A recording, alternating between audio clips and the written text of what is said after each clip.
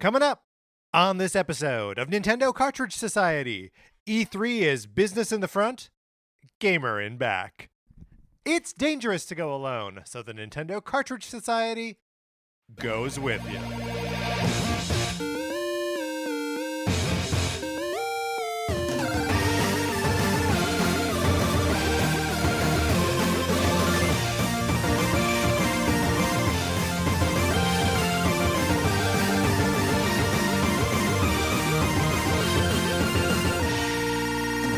Welcome to Nintendo Cartridge Society. My name is Patrick Ellers, and I'm joined, as I'm always joined, by my co-host, Mark Mitchell. We've got a good show for you today. We're going to be talking about the news from the week, including the return of E3 and a date for the Mario movie trailer. And then on Thursday, we're giving Nintendo franchises the Fire Emblem Engage treatment. But Mark, in the meantime, how's it going? I'm doing great. I am, however, a little bit shook to my core because, Patrick, you and I, as we were discussing how to open the show, the cold open, we did a little research on the word mullet. Yes, and it is alarming in its etymology, because you would think mullet, that word must be around since like the 1980s at the absolute latest. Yeah, it must be derived from the French. Yeah, moulet. Yes, absolutely. No, turns out, and this is the Oxford English Dictionary citing this, says that the word came into existence in a Beastie Boys song in 1994. Which is so crazy to me. I'm speechless. I don't even know what to say. Yeah, I mean, when we discovered it, you compared them to Shakespeare. That they are making up words that then we just become commonplace. Yeah. That is a normal word. That's what that hairstyle is called. Yeah, totally wild. And we tried. I think both you and I were in disbelief. We did not believe that could be true. Maybe they popularized it, but there had to be some sort of origin. But as far as we can tell, nothing. That's right. If anyone has further evidence about the origins of the word mullet, please email us at nintendocartridgesociety@gmail.com and let us know, because this thing has got us vexed. We're vexed. Here's the other thing you can email us about. Would you like to borrow my copy of Sonic Forces for the Nintendo Switch? You certainly can. All you got to do is email us nintendocartridgesociety@gmail.com and give us a mailing address so we can send you my copy of Sonic Forces. There may be a copy of Untitled Goose Game in the box for Sonic Forces. That's fine. You don't need to worry about it. Either way, you play the game for as long as you want. You send it back. I pay for postage both ways. It's the perfect borrowing program. Patrick, this is not in the news, but there was a gaming show somewhere, I think in Europe, and they had hands-on with the new Sonic game, Sonic Frontiers. And the impressions are positive. Okay. Yeah. Okay. Do you expect that to change the Sonic Forces borrowing program in one way or another? No. It was purely. We weren't talking about it in the news, but I feel like I've been just operated under the assumption that Sonic Frontiers is going to be bad, and it may not be. I mean, that's. Yeah, it's we will have to see. I will not believe one way or the other until I've played it, right? which I feel like you have to do. No, I don't have to do, but I feel like you have to do. I know. I sentence myself to this life. This is the life I live, where I have to try the new Sonic the Hedgehog game. Okay. Well, here's another thing you could do. You have agency to do. Is you could leave us a 5-star review on Apple Podcasts, Spotify, or anywhere that you get your podcast. I know that I say this at the top of every show, but it is true. We appreciate it so much when you do. It really does help people find the show. Patrick and I love reading your reviews. So thank you so much to everybody who has left us 5-star reviews or thumbs upped us or starred us or favorited us, whatever you can do on your podcatcher. If you review us in the US Apple Podcast Store and leave us a 5-star review, we'll give you a shout out on the show.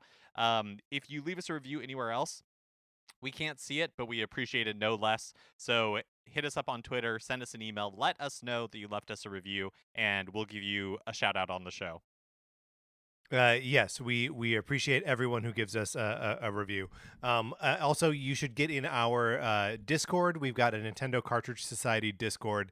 All you gotta do to get in there is just email us or hit us up on Twitter. Let us know that you want to be in there having fun conversations about Nintendo stuff and partying up in Splatoon and all that kind of good stuff. We will let you in. No, we don't let any weirdos in, except for only the best kind of weirdos who want to be there and talk about Nintendo. So hit us up. We will absolutely let you in. Mark, are you ready to get down to it and discuss what we've been playing this week? Let's do it. Let's do it.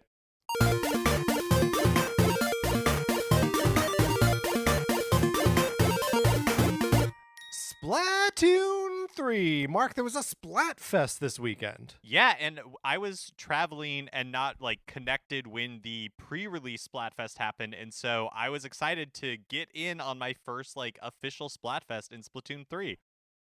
How did that go for you? What was your team? So I chose Team Grub, which we will get to, but strong hearts, if not a strong showing for Team Grub. Sure.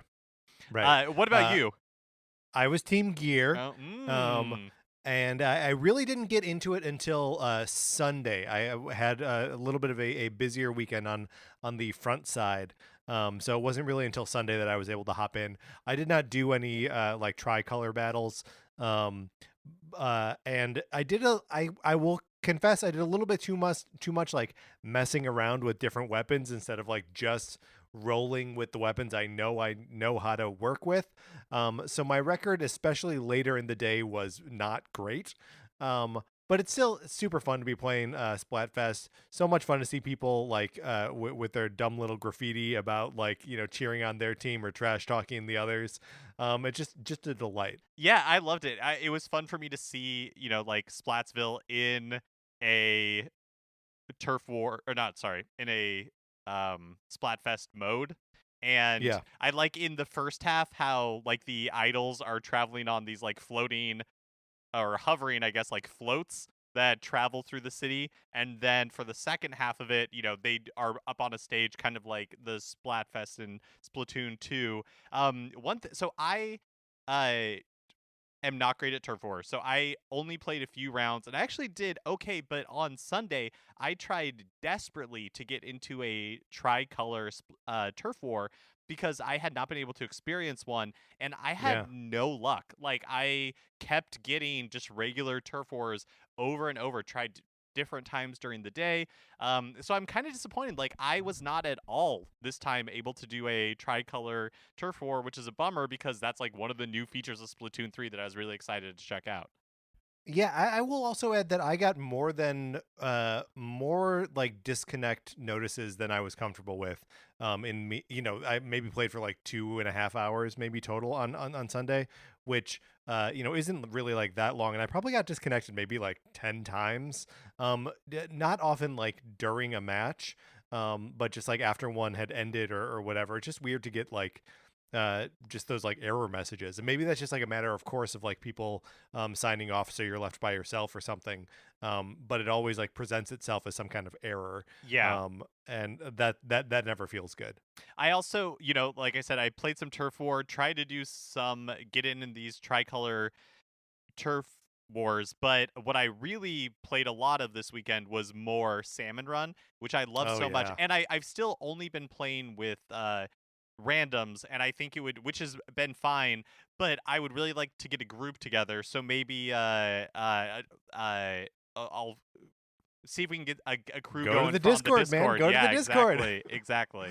They'll play Salmon Run with you. They're great. Yeah, super excited for that. And if you are listening to this and you're like, I want someone to play Salmon Run with, get in the Discord. People will definitely party up with you, and you'll have a good time. Mark, did you get an opportunity to play anything else this week? Nope, it's mostly been Splatoon 3 for me. How about you?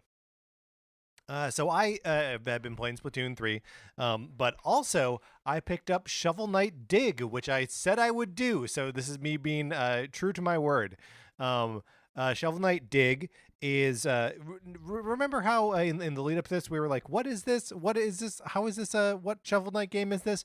This is the one that's got a little bit more of a 16-bit aesthetic versus the sort of classic Shovel Knight 8-bit aesthetic. Neither of them are truly 8 or 16-bit, of course, but it's a rogue-like game where you are playing as Shovel Knight, descending down into these procedurally generated levels, and trying to get, because it's a roguelike game, you're trying to get further and further than you do on each successive run, and you're getting different kinds of power-ups and traveling through these various areas.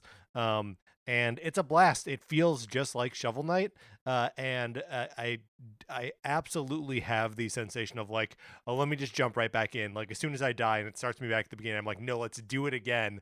And I just love Shovel Knight. I love the way he controls, and especially like his moveset is so good for a vertical scroller that goes from up to down, because he's always got that like Scrooge McDuck pogo stick thing going on, and it makes for a perfect little gameplay loop. Is the soundtrack amazing? Yeah, it's very, very good. It's not too different from like OG Shovel Knight, so it doesn't feel like a revelation, but it's very good. That's awesome. Yeah, I'm looking forward to checking out the soundtrack, if nothing else. I wasn't sure if, like, in that jump kind of from, like, an 8-ish bit aesthetic to 16-bit aesthetic, like, the soundtrack would change as well. But either way, I'm sure it's It awesome. doesn't really change. It sounds an awful lot like, I mean, with all of these things, with all of the sort of, like, retro aesthetics, nothing is truly 8-bit or truly 16-bit, right? And, Right. like, that they're borrowing, they're not being beholden to the actual limitations of those things, and it's more of an aesthetic choice than anything else. So even the music of Shovel Knight has kind of flirted with 16-bit textures and stuff like that too. But yeah, no, the music's really good, and yeah, Mark, you should check that out. I think you would enjoy it if you like the original Shovel Knight. All right, that's what we've been playing this week. Let's get into the new releases and what we might be playing next week.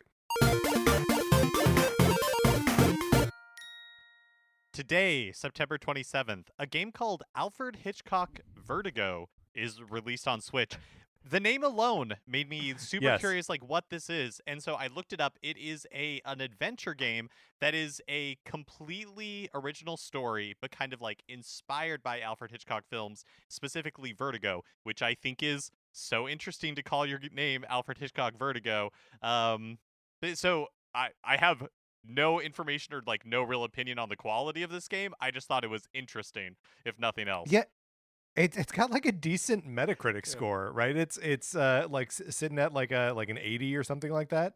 Yeah, a fascinating, just like could you put out a video game called like Steven Spielberg Jaws? Could you do that? James Cameron Avatar.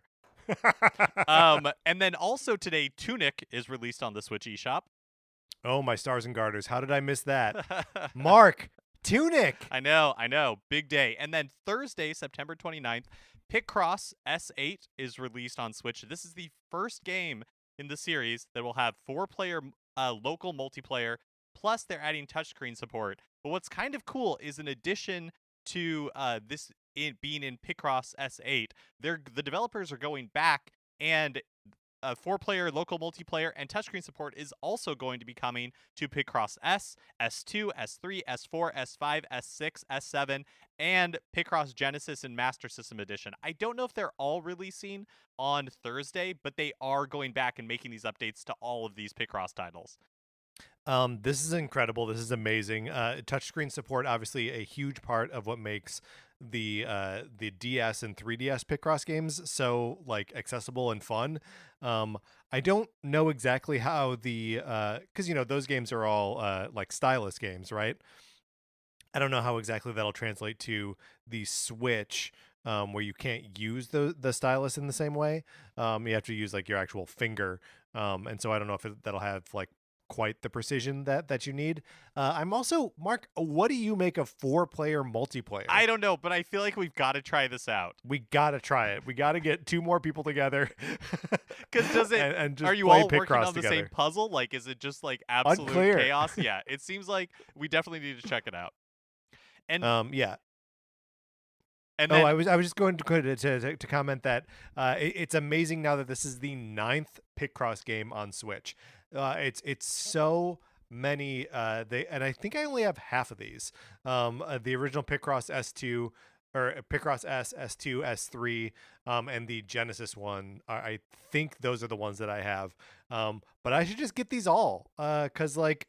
I'm gonna want to, although they can make them faster than I can beat them. So, what am I doing? it feels like we've got to get another Nintendo collaboration in here. Yeah, totally. But Oh my god, an NES edition of Picross. so good, so good. Oh boy.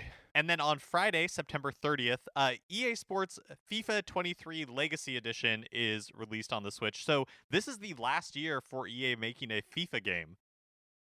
Wow. Is Legacy Edition, does that mean that it's just like the last year's version but with like updated stats? So, I don't know exactly what changes they've made from version to version, but Legacy Edition just means that like all of the Nintendo Switch versions have run on the same engine as the PlayStation 3 Got and it. Xbox 360, or maybe the PlayStation 4 and Xbox One. I'm actually not sure, but they've all been like, oh no, it must be the PlayStation 3 and Xbox 360 versions. Because like the Switch can't support Frostbite, or they've never, like I guess Sure. I guess Yeah. that may not be true anymore, but they've just never like ported the full game. So I'm curious to see what happens both when new Nintendo hardware is released and also, from this change from it being a FIFA game to now just being an EA soccer game, what happens Right. to this Legacy Edition? Because the Legacy Edition continues to sell well. And so, yeah, it will just kind of be interesting to see what happens there. Yeah, it's the same sort of like as like the Just Dance games selling on the Wii, in like 2020 or whatever. That's just like, they know their business. They know how to still make the money Yeah. is by putting out some version of these games on the platforms where people are playing them for whatever reason. Yeah, and like EA, doesn't really support the Switch other than kind of like drips and drabs over its life, but they have consistently put out a FIFA game every year. So, which just tells you like how popular, football Yeah, is around the yeah. world. Yeah, exactly. All right. Those are the new releases. Mark, let's close that out. Which brings us to a regular segment on our show. It is time for 433. In 1952, American composer John Cage wrote a piece called 433, wherein a performer or group of performers didn't play their instruments for 4 minutes and 33 seconds. For the purposes of this show, our instruments are talking about Nintendo. So, for the duration of one performance of 433, Mark and I will talk about something not at all Nintendo related, thus fulfilling the contract of the piece. Mark, we are getting so close to it being October, as / the time of year when I don't want to watch TV because the commercials are too scary. What's up with commercials being too scary? So I thought I would subject you to a quiz, Mark. The quiz is, what kind of spooky thing are you? Oh, perfect. Do you think the spooky thing I will turn out to be is like a mountain beaver? I know. Yes, an ancient rodent, the mountain beaver. All right, this is a 19-question quiz, so we really got to cruise here. All right, okay. Okay. Pick an undead Tim Burton dog. Okay, so your choices are Zero from the Nightmare Before Christmas, who's like a ghost, right, with a red nose. Scraps, the skeleton dog from The Corpse Bride, or Frankenweenie from Frankenweenie. Ooh, I think as much as I like Zero, I think that I'm probably more like a dog who's been cobbled together by other, like dead animals. So I'm gonna say Frankenweenie. Okay, we're going with Frankenweenie there. Which Halloween associated bird are you? Owl, crow, or vulture? I am a crow for sure. I know we don't have time for me to be justifying these anymore, so I'm just I gonna. know we Yep. really got to plow through them. What is the first reason you can think of why you like spooky season? Candy and treats, costumes and festivities, associated activities like going to the pumpkin patch and baking a pie, and prime time for horror themed everything. I guess the associated activities. Yeah, I think you like those associated activities a lot. Uh, which spooky emoji would be the most likely to appear in your frequently used emojis? Leaves, it's like little autumnal leaves, a Okay. knife, a skull, or the like red Oni mask. Oh, and the ghost isn't even an option. No, go. By the way, I totally thought this question was most likely to appear at your funeral. I'm gonna say, uh, leaves. I'll say leaves. Okay, falling leaves, the least spooky of the Uh bunch. huh. What's your favorite Halloween color combo? I'm just gonna make you name a Halloween color combo. And we'll I see mean, if it's on which here. other one is there other than orange and black? Orange and black. Here we go. Is That's like the third purple and one on green an here. option? No, it is not. Black and purple is one. Black and red is one. Orange and yellow Oh, is okay. another. Got Orange it. and yellow. Come on. Vampires. Thoughts? This is question number 6. Vampires. Thoughts? More of a ghost person. Fun. Would not want to meet one IRL, but cool in fiction. Or hot. Okay, I'm gonna say fun. Luckily, I misread this. We only have 9 questions total and not 19, so we're going to finish this. Mark, pick a weapon of choice. Potions / poison, a scythe, a classic knife, or a chainsaw. Ooh, I think and I'm not incriminating myself here in any way, but I think I'm more of a poison person. Oh, okay. I thought you were going to say a classic knife. Classic knife made out of ice. Okay, pick a horror starter.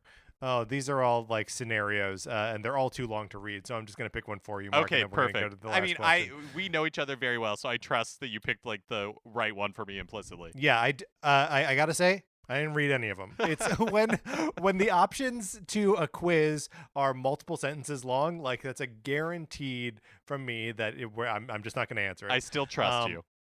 Thank you. Question 9 out of 9. This is one where you get to type in your own answer. Mark, do you believe in ghosts? No. I answered, no. Okay, here we go. Mark, you are a soft spooky. You are a soft spooky. You have a big heart and a love for sweatshirts with sleeves that are just a little too long. Your Halloween holiday vibes are pumpkin spice, the smell of fallen leaves saturated with morning dew, and brisk weather that doesn't reach your skin through your thick wool sweater. It sounds like we're describing sadness from inside out. I think that's right. Do you think that's not your spooky vibe? No. I mean, I think this quiz nailed it, and I think the clencher was whatever random scenario you picked. Yeah, I think that's probably right. Okay, hold on. I'm canceling the timer now. We were accompanied today by a timer on my phone. All right, Mark, let's get into the news.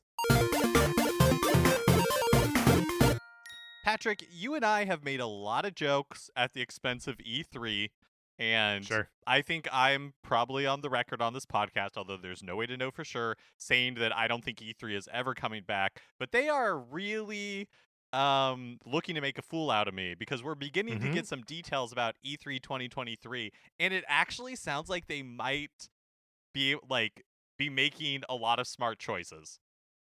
It's they are certainly making bold choices that are like very defining. It seems like there's a real like brand playbook that they're working from, and like is going to be an event. Look, if nothing else, it is going to happen next year. Yes. So we have dates. It's Tuesday, June 13th through Friday, June 16th, 2023. It'll be at the LA Convention Center, as it has been in previous years. So we can already start speculating when Nintendo's E3 June Direct will 13th, be 10 next a.m. year. Yes, that's right. So the way that they're doing it is Tuesday and Wednesday are dedicated E3 business days. So there is physically going to be a separate space at the convention that is different from the consumer area, that is dedicated and focused on in-person meetings and like industry and media hands-on. And then on Thursday and Friday are what they're calling E3 Gamer Days, which is these are the ones that like the public can buy tickets to. And again, it's a separate space from the business area. Like they are intending to make the business area like calmer, quieter, actually a place to do business. And then the fan area or the gamer area is more, like the E3 show floor that we remember from the past. Okay, but let me ask you this, because like a lot of what the the big booths like Nintendo and like PlayStation would do in the past would be these sort of like spectacular displays, right, with lots of stations to actually like try out the games at. And well, there is something in having the players there, fans there to try these things out. That's It's also like a marketing tactic to get like professionals to play them too, right? Like, Totally. I think it'll be, and I think because they're having these, in addition to having separate spaces, they're having separate days. I think it's totally possible that on like that, the Tuesday and Wednesday, people are in the meeting space, but then are also going over to like the gamer area to see, yeah. if they're doing like big displays, like that sort of thing. That, because I think you're right that Nintendo definitely wants the impact of somebody walking into a Tears of the Kingdom booth, with the cool displays and like all the wall art and all that kind of stuff. Tears of the Kingdom will have been out for a month by the Oh, time you're this right. You're right. isn't Well, that crazy? maybe. We'll see. We'll see if that holds true. Yeah, fair enough. So, But I mean, like that's one of the reason why I was so quick to say like this is when Nintendo's presentation is going to happen, is that's always been Nintendo's direct or presentation or whatever has always ended when the show floor opens, essentially, right? And them revealing what their E3 is about kind of goes part and parcel with like, and now people come into the booth, which is decked out to be like Mario Odyssey, like Breath of the Wild, like Smash Brothers. And like that is a cool moment, a cool thing that they've orchestrated so many times. And I just wonder if this new sort of configuration still feeds into that in the same way, or if they'll change what they're doing at all. yeah, and they might have to shake things up. Like I feel like that's kind of in order for this new E3 to be successful, not just like on an individual company by company basis. I think people will be they'll have to buy into this new vision and be willing to, change things up as necessary. Because Yeah, another thing that they're talking about with this show, is that part of the goal of it is, quote, to support and uplift partner digital events taking place are starting June 11th and running throughout the show. So, we have seen for many years in the past companies start to peel off from like officially being part of E3, but kind of having events around the same time, like EA State of Play. Xbox was kind of doing their own thing at LA Live, which is right across the street from the convention center, but it wasn't, like officially part of E3. And I think it is a smart move. I don't know how it'll work or how successful it'll be, but I think it is a smart move to try to not pretend that those shows aren't existing and to, yeah. and so the company Reed Pop is producing and running the event, and they have a lot of experience with fan events. And so I feel like they are saying all of the right things, genuinely trying to fix issues with the last few years of E3, but it will be dependent on the companies, that they're courting buying in to this new vision, and it'll just be interesting to see what they're able to pull off. Yeah, well, and you shout out Reed Pop doing fan events, but like it's bigger than that too, right? Like they also do New York Comic Con, they do C2E2, which obviously have big fan components, but like both of those shows have like huge presences from Marvel and DC and like real publishers and stuff like that. So like Reed Pop is no slouch when it comes to like actually putting on a big show from like the biggest names in the industry. That's part of the show they're putting on, right? Which like is what E3 needs. Like E3 needs to be both of these things, both like the most professional video game convention and like this fun fan thing too. Like it has to be the sizzle and the steak. Well, Patrick, speaking of New York Comic Con, we need to Oh, start. I walked us right into this one. We need Oh to my begin God. bracing ourselves for impact, because after living in fear personally every day for at least the past year, that I would throw off the sheets one morning and Right. see that Nintendo had revealed the first teaser trailer for the upcoming Mario animated movie. I feel like Nintendo knew that we couldn't collectively take like a surprise attack. Like, They couldn't cold drop it no, on us. no. They knew. So last week they announced that the first teaser trailer for the upcoming Mario animated movie will be revealed at New York Comic Con on October 6th at 4 p.m. Eastern time. So everybody set a reminder in your phone, Time. like for a couple minutes ahead of time, block out Right. your work calendars, this is a moment. And like Call truthfully, call your loved ones, tell yeah, them that's what they right. mean to you, because you don't know what's going to happen. When we live in a post Mario movie teaser world, like, you don't know. The phone lines might go down, planes will drop out of the sky. We have no idea what's going to happen when this trailer premieres. It's Y2K all over again. But like genuinely, I don't think that like this teaser trailer is a make or break moment for the movie. I don't think that. But I think it's fair to say that there is a lot of anticipation around this footage, and Yes. I am prepared for it to be nothing more but a true teaser. Like Right. like Yes. like I will be shocked if we learn anything about the plot. I will be, like, it would not surprise me if it's, like a 30-second slow pan zoom, Over like, Mario's butt. as like also Sprox Zarathustra plays. Like Yes. if it is like truly just like a teaser, and then at like at the very end you get like the briefest Mario pops up and says like one thing, like that would not surprise me at all. But this does feel like a major moment in pop culture. It does feel like a major moment. Mark, I'm gonna plant this prediction flag right now. We don't hear the voice in the teaser trailer. I'm guessing we do not hear Chris Pratt's Mario in this trailer. I feel like it is likely that it will be like narrated, that the trailer will be narrated in some way, like a lot of movie trailers are. This summer a hero will, that kind of thing. And then we just see them together. We hear music, but I feel like I can't. Do you think we can hear his voice? And also, do we only hear Mario's voice? If we hear Mario's voice, I feel like we got to hear Luigi, we got to hear Bowser. Yeah, I don't know, but Patrick, when you were describing that, like the narrator, I was Yeah. I like had chills, because I'm just imagining a trailer, where it's like it's like a pipe and in like a blank void, and all of a sudden Yes. it's like, this next summer a hero who sucks, and then it like flushes, like it makes Yes, a toilet yes. sound, and you're just like, I don't know, I can't. I think I almost want to sleep through October 6th and just wake up the next day and have the impact already have happened. Do you know what I mean? I don't want to be Sure. involved. I don't want to be around for it.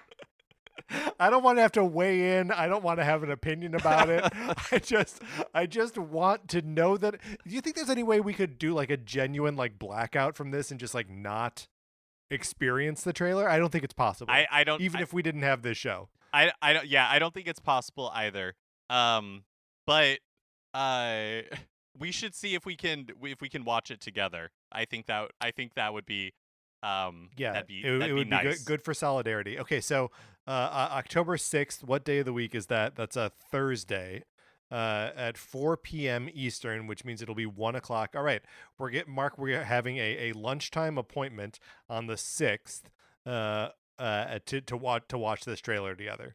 Yep, holding hands, because this is a big moment. As we drive off a cliff. Yeah.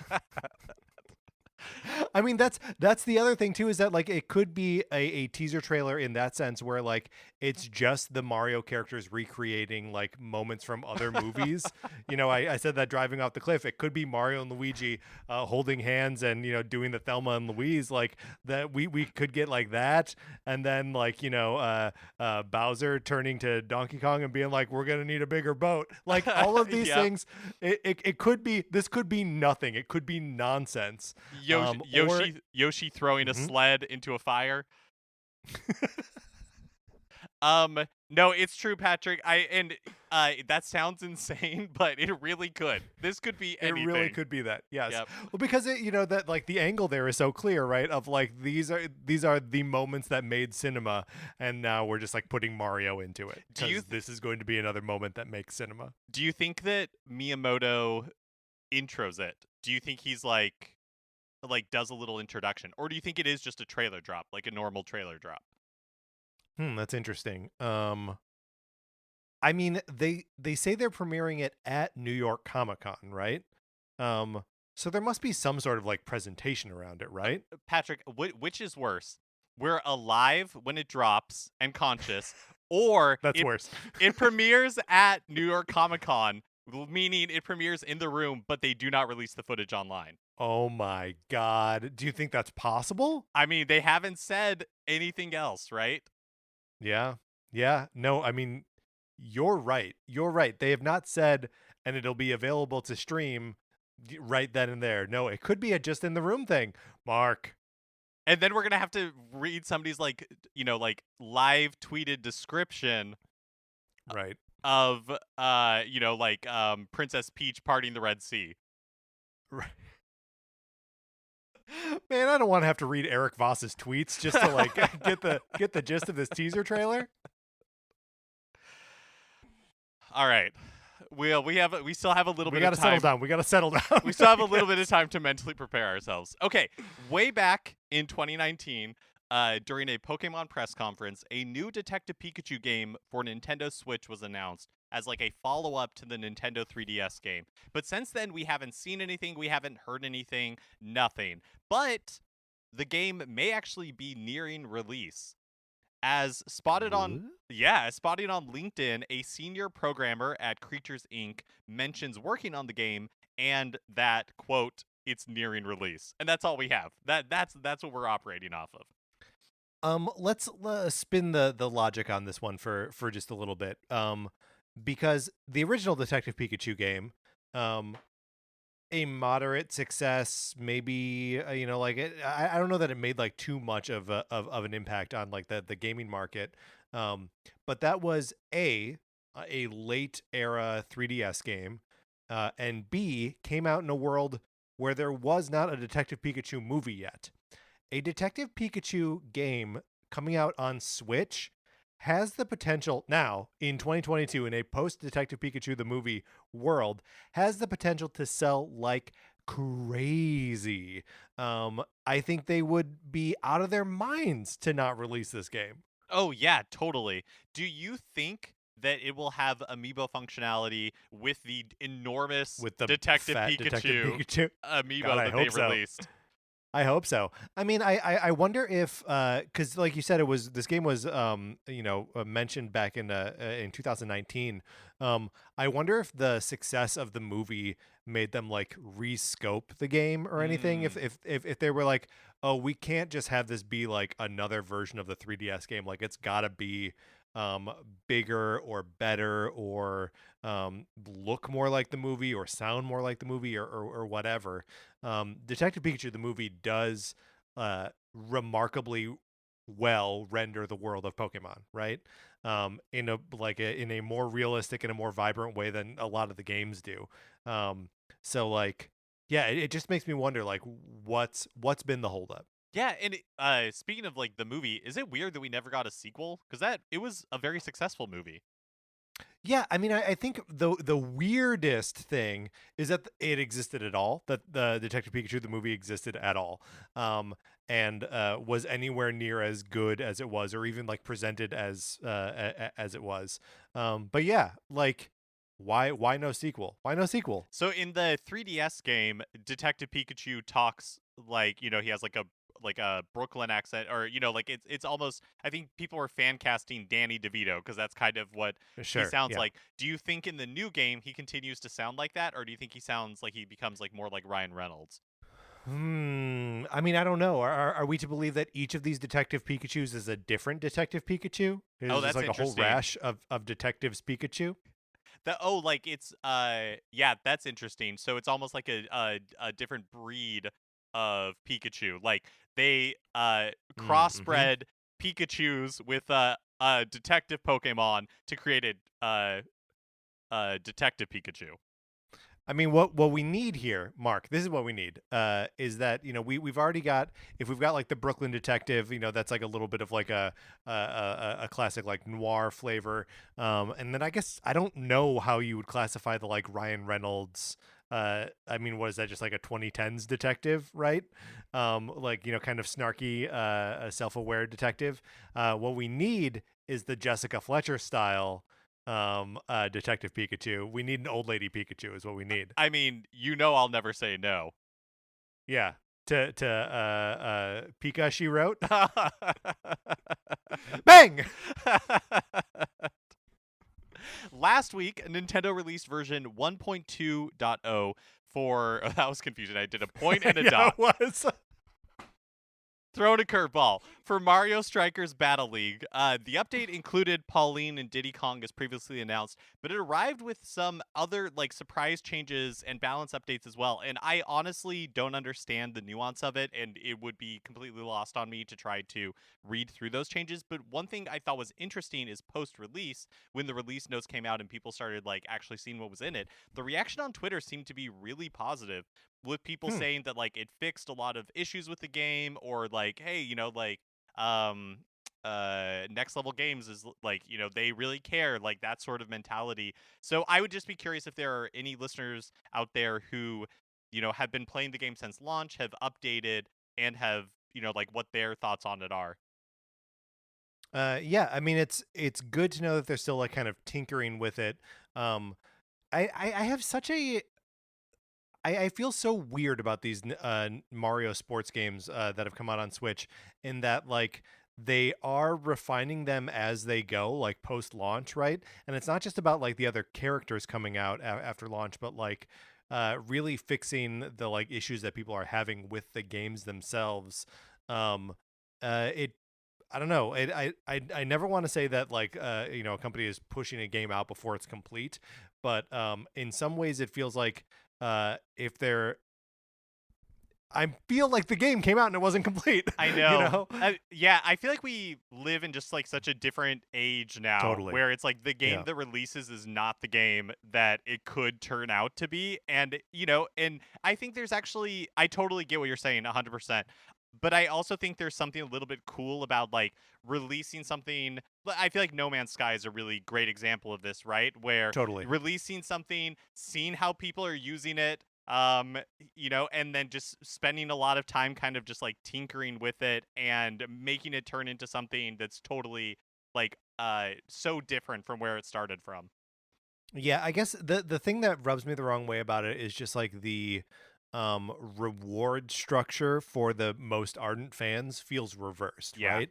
That like if you are so excited about Mario Strikers Battle League, you're going to be there on day 1 when the game is literally at its worst. And that if you check in on the game like a year and a half after it came out, that's when you're finally going to get to play the version of it that not only has all the characters, which is one thing, like I'm sure that matters, but like everything that was wrong or broken about the game was fixed in the meantime. Yeah, no, I totally Yeah. understand what you're saying. It's like you're like the most ardent fans are like punished in a way.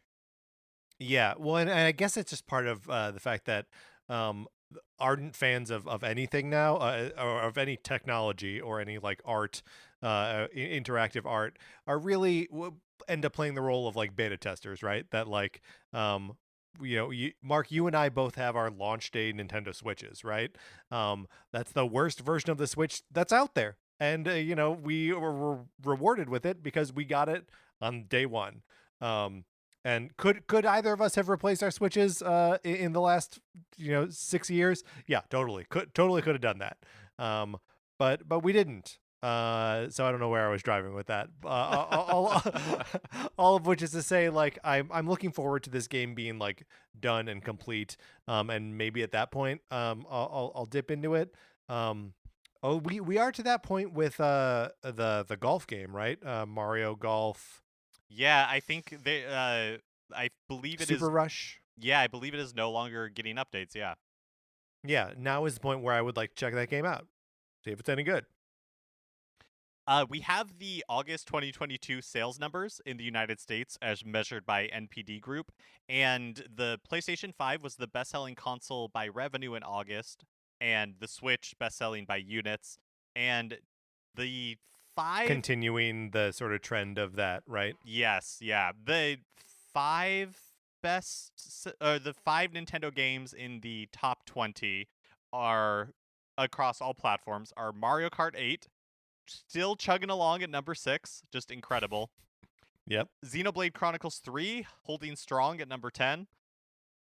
Wow. Super Smash Bros. Ultimate number 16, Kirby and the Forgotten Land number 18, and Pokemon Legends Arceus at number 20. And as always, these Nintendo games in these charts don't include digital sales, where most of other games from other publishers in the charts do.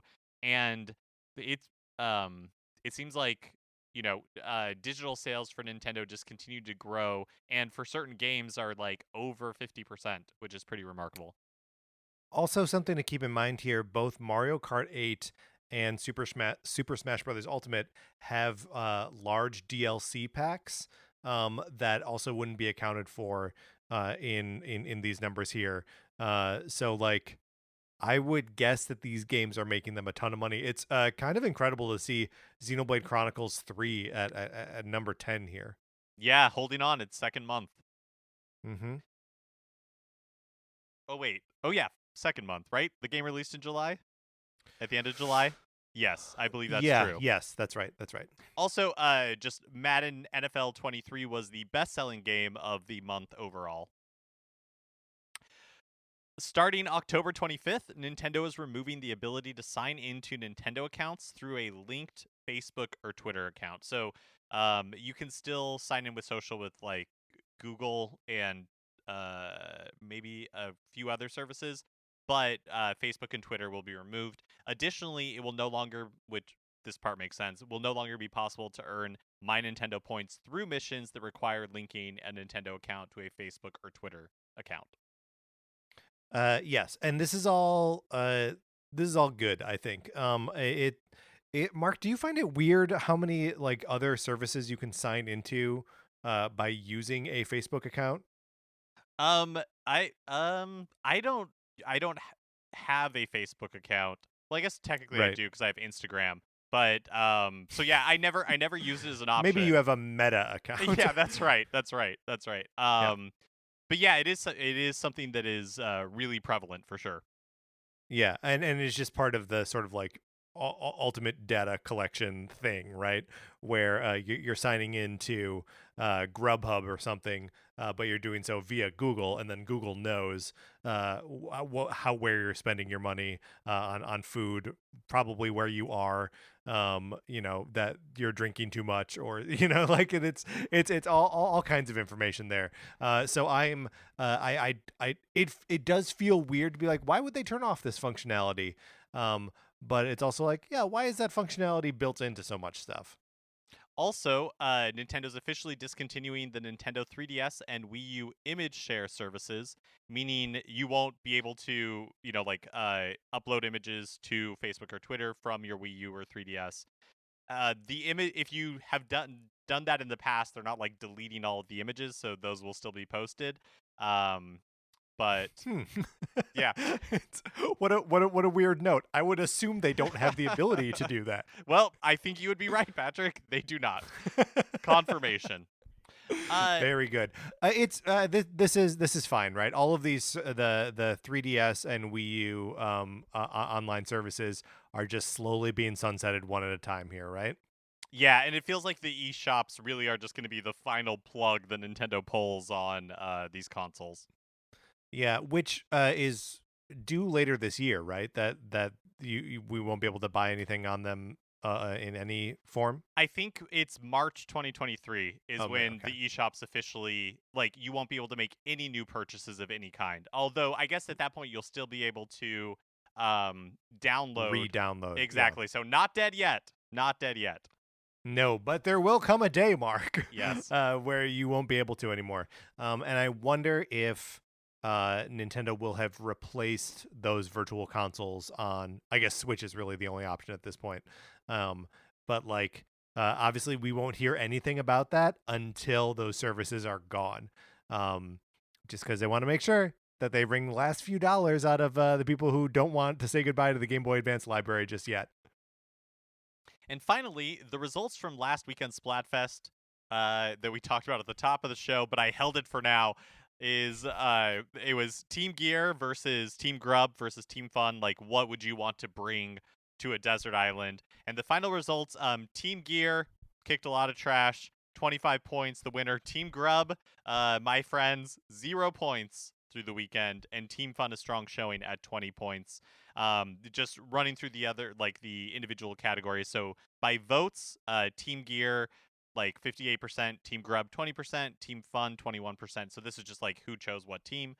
Clout. And that's an absolute shutout, by the way. 58.28%.